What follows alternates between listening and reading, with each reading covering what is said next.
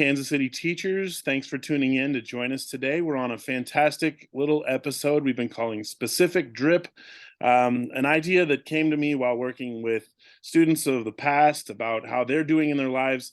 It occurred to me I could ask similar questions to our current teachers and try to see if we could spread around some of our skill sets, kind of carry on some of this language that we hear in PDs.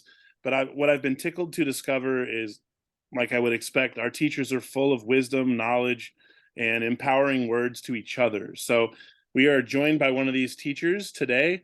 Thank you for joining us, Scott Farrell. I am pleased to have you. As you are, am I saying your name correctly? I should have asked you before we started. Farrell. Farrell. Farrell-Garcia. Farrell-Garcia, both parts. All right. I goofed on that, but you know what? It's important. I'm just one name. You're two. So let's make sure we call you Ferrell-Garcia. Tell us a little bit about what you do for KCPS, sir. Yeah, so this is my first year in KCPS. This year, I'm an English teacher. Next year, I'm transitioning into theater. But I teach English 10 this year with a wonderful ELL team teacher. So right now, we're buckling down for EOC prep this actually Thursday. But yeah, I'm an English 10 teacher. Fantastic. And you've had some experience before coming to this district that was kind of centered Absolutely. around some particular areas. One of the reasons I chose to bring Scott on here today is I came to his class and I was at the end of a unit at kind of the changeover when we're going into the next unit. And instead of just blow on by and not have some kind of ceremonious recognition of all their progress, Scott planned a gallery walk. And if you're not familiar with a gallery walk, students have published something or created something. We get lots of little Post-its and pencils and pens, and we simply just kind of go around silently and give our feedback, give our thinking, give our appreciation. So I was lucky. I got to sit there in the library and read about 25 of your narratives from your class and was impressed and very excited to see you playing what I would say playing this card of kind of silent gallery walk feedback. Can you tell us a little bit about that? Like, what is a gallery walk? Why would you do one? How do you set that up? Yeah, so this particular gallery walk was at the end of a project. Students had created personal narratives and then put them and made comics with them. So we wanted them to not only reflect on their own comic, what do they do well, what do they see others do well, but also to reflect on other people's comics. What do they do well? What's one step they could have taken further? Um, so they practiced giving feedback in class, but as students were just appreciating others' comics, we wanted them to not just be like oh, here's my comic. Okay, cool. What's the next one? Oh, here's my comic. Cool. What's the next one? And instead, we wanted structured feedback. That way someone could say, oh, I did a great job this time. I have this wonderful published comic. But how can I grow for next time as well, while still appreciating the great things they did? So as I said, we had these little published narrative comics that they did. But we had some to look for as they did it. Did this person create that story arc? Did they give any details in it to help others understand the story? We have some students who are bilingual or multilingual, so there's some that had other languages in there. If someone didn't speak the language, could they still understand? So all those sort of notes in growing to this feedback. Fantastic. So gallery walks have a lot of impact on the people that are doing the project. One is, I guess, they're going to have an audience, right? And they kind of know that ongoing. And if you're listening and you remember, like, the audience isn't just the teacher for a good project, right? We could say that the audience is either like the real world, the student body, or something beyond just the classroom. And then that's really kind of creating that, where would this appear in real life? Where would this narrative really exist on the market? Or so how did you see students deal with that, knowing that they were going to share? Did you see that they kicked into gear a little more, or did it change the way they talked about it? There was some trepidation near the beginning. We told them day one of this project. Our introduction to it was a letter from a librarian stating, hey, I want to start a student work section. We don't really have one, so I'm coming to the English 10 class for student works. So they knew day one, this is to go in the library. But some of them forgot that we also mentioned there would be like day that we share our stories. So they knew it was going to the library, but they had forgotten that we said we're also inviting teachers or inviting other classes to look at them. Hmm. So while most of them were cool with it ending up in the library, when they figured out, oh no, I have to watch people read my story, um, a few of them got scared. So that's when we came up with the gallery walk. So instead of having like a live read and active feedback, instead it was place your story out. People can talk to you about it. So I think you were there. We had just tables full of comic books for people to read. Some students chose to write essays instead of comic books. Um, but they felt a lot better whenever they figured out it was going to be written feedback rather than I have to tell you to your face, I like this, but I don't like this. Sure. So my hypothesis would be they may not have planned on it kind of connecting with each other that way. Also, did you see connections, students forming kind of bonds or learning more about each other than they expected? While reading narratives, I saw some students say like, "Oh, you have to read this one. It had a great like climax," or "Oh, this one you would never have guessed about this person." So hearing a student say like, "This has a great climax," I was like, "They know the words. They're getting the language." Sure. That was a great moment. But also seeing students like, oh, you have to read this one, you have to do this, and students realizing that their stories are exciting Hmm. was a great moment. And for every student to have at least 2 or 3 pieces of feedback and to have some from like their science teacher or their PE teacher or their music teacher was great to see like, look, you can be authors and what you do doesn't have to stay in this silo of only English classroom. Fantastic. Yeah. So that's really kind of one of the elements that's behind project based. And I know you told me early when we met that you had come from a district where you were, that was more your role, right? So Yeah, will so you explain kind of what you did to help people with their projects in that role? yeah, so I in my last role, I spent 7.5 years there as a teacher. I was the project-based learning trainer. So I spent about a year becoming a project-based learning certified teacher, and then I became spent the next little bit becoming a certified trainer. So it was part of my job to look at people's projects, say, is this a project or is it project-based learning? Are you incorporating your standards throughout the project? Do students know what's going on? Do you have the rubrics?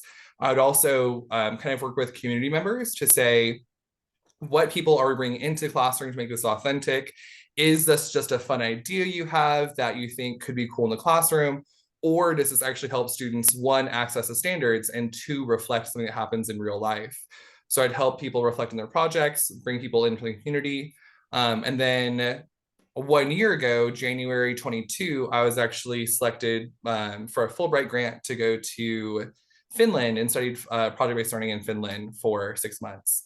And Wow. then I came here. So So that makes me wonder what's different about it there, if anything. you really see phenomenon in project-based learning from like kindergarten up. So it does start maybe not day one, but day two. Okay. Is it Starts at more the like ground level and follows from design there. learning? I'm sorry, I didn't mean to shut you up, but like, is it Oh, more no like worries. design learning, kind of where the students formulate a query and kind of come up with the whole entire path to discovery? Um, It's still at the lower grades, like K3, still guided by the teacher. So she might, so for example, one cool kindergarten class I saw was she said, okay, what in nature do you want to study? And they said squirrels. So she came up with lessons about like, cool. So for our math, we're going to make bar grabs of the squirrels we see every day. For science, we're going to look at their biology. Um, and so like their entire fall semester in kindergarten was about these squirrels. They got their skills through studying all of these squirrels. hmm, these squirrels, that's very cool. And then older, if you were looking into like the conservation society or trying to talk to, about, you know, I don't know how many car accidents or that, like, are squirrels really endangered, or what do we do about them, or what would be a good solution? What would you want done if you were a squirrel? Like all kinds of crazy stuff. But very cool. So you separated projects and project based. Will you tell me a little bit, you think, in your 7.5 years of expertise, what really separates the two a little bit? Yeah, so to me, projects are cool bits you might do at the end. I call them the projects as dessert. So, like, if you read The Great Gatsby And then like the last week, students like make a mobile of, look, here are these different themes in the book, and isn't it cool to look at? Those are fun things to do, but it's not project-based learning. What project-based learning is you introduce it day one and you say, hey kids, or students, sorry, as we go throughout this, here's our end product, and every lesson you have throughout that goes to serve that end product. Mm-hmm. And hopefully that end product is something that, one, reflects some aspect of real world learning that they'll do. Two, involves an outside source in some way. And three, lives beyond the classroom in that moment. Mm-hmm. As a sort of example, my third or fourth year teaching, one of our first units was informational writing. And I was paired with a social studies teacher, and we taught the class together. So we decided that for our first unit, I was doing informational writing. He was doing, the age of imperialism and exploration. So our unit was to put imperialism and Christopher Columbus on trial. So students were assigned a person or aspect of imperialism. They had to defend it or attack it. And so for me, they were writing court briefs. They were writing different things along the way that would inform their informational writing. We also got into some persuasive writing. But for the end piece, that we brought in different lawyers, brought in the librarian, brought in the principal, and they had to defend or attack their different aspect. And out of that, they saw like, okay, here's what goes into court briefs. Here's what goes into a lot of these things, because students love to say, I'll be a lawyer because I'm great at arguing. Well, it has a lot more than that. Yeah, certain kind of arguing, and then maybe learn more about, there's more tact involved than just raising your voice or getting more frustrated. Instead, how could you stay calm and have more evidence and then like win your point? And then, so those are huge. I can see those as being like really good practice, good learning moments. Situations like job interviews, you may pull from that moment and have been under pressure before and still just feel like, oh, I've done this reminds me of that project we did. And so again, to draw attention to those, I love how you said it lives on after the classroom, like either through the experiential lens or even like exactly what we practiced. You'll see this again, and I think that's what teachers were trying to do with us when I was younger, but the only thing we really did was prepare to write more and prepare to maybe speak more. And we did a lot of public speaking practice. But I love how PBL is a kind of a mixture, a decision that the students are making about what they're comfortable with doing, and not just like one media or one product that everybody's producing the same. I think it's really exciting to work with younger people and realize you guys have a lot of potential options. Like, who's got what skill in your group? What could we draw from? Who's really good at graphic design? Who's really good at public speaking? And so do you see that as really good for adolescents? I do. I believe, in my humble opinion, that PBL is one of the best ways to make sure we have equitable education, because it does meet students where they are, but push them beyond just the silo of, this is my English class, I will focus in here on all of the skills. Great project-based learning breaks the barriers between different subjects. It should be, if it can be, cross-curricular. Sure. And also breaks down like, oh, this is only for high school, only for school. It goes into their life.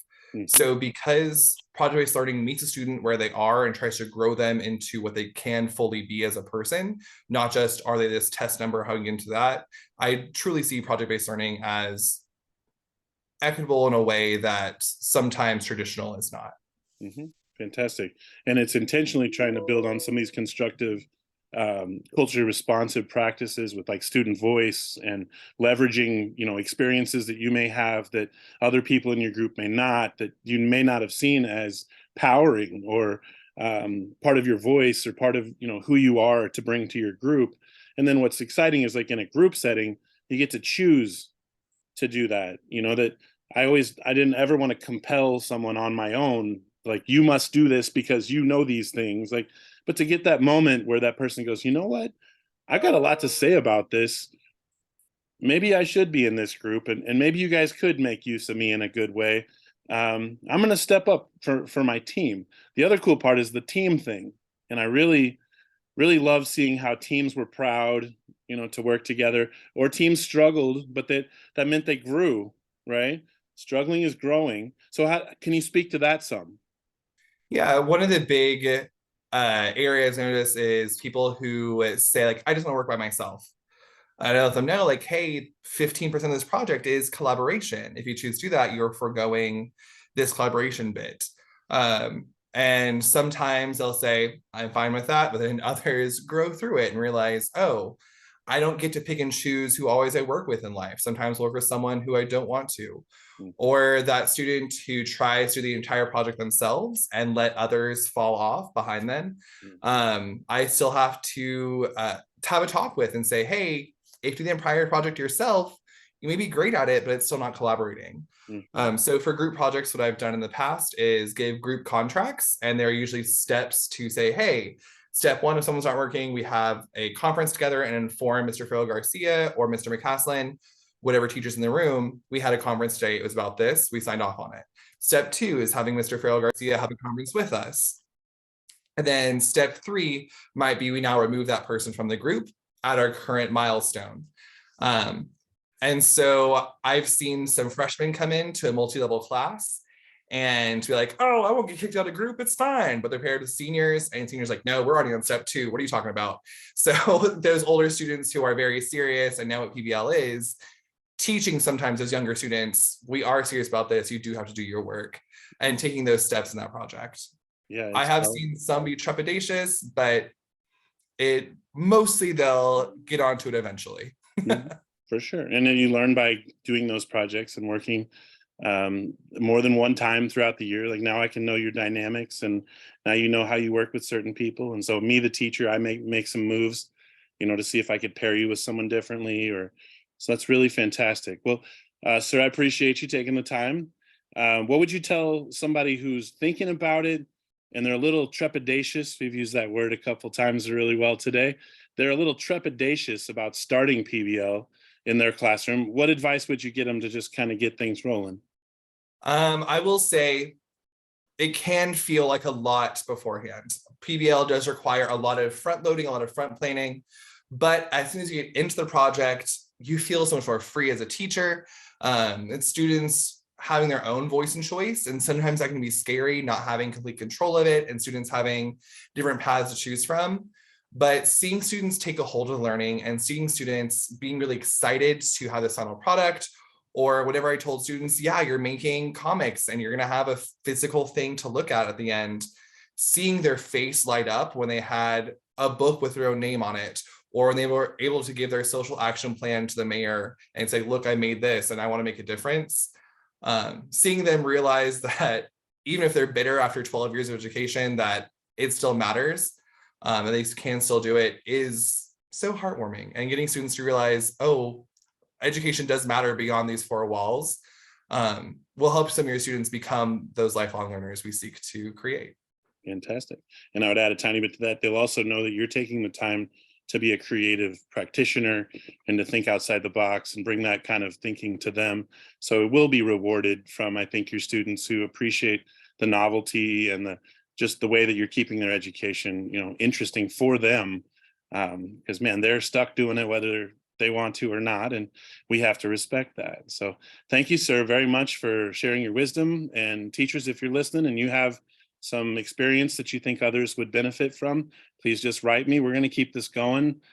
These will become, archived for forever. But if we ever need a go-to punch, or somebody needs to think about starting a different kind of learning in their own classroom, maybe this bank will start to serve some purpose. So you never know. You build it and you hope that, it has that benefit. But again, in this technological world, it'll exist anyway. So somebody might find it. And I know you have plenty of wisdom to share. So thank you, sir, for your time this afternoon. I'll let you know when these come together. And for the rest of us, we're signing off.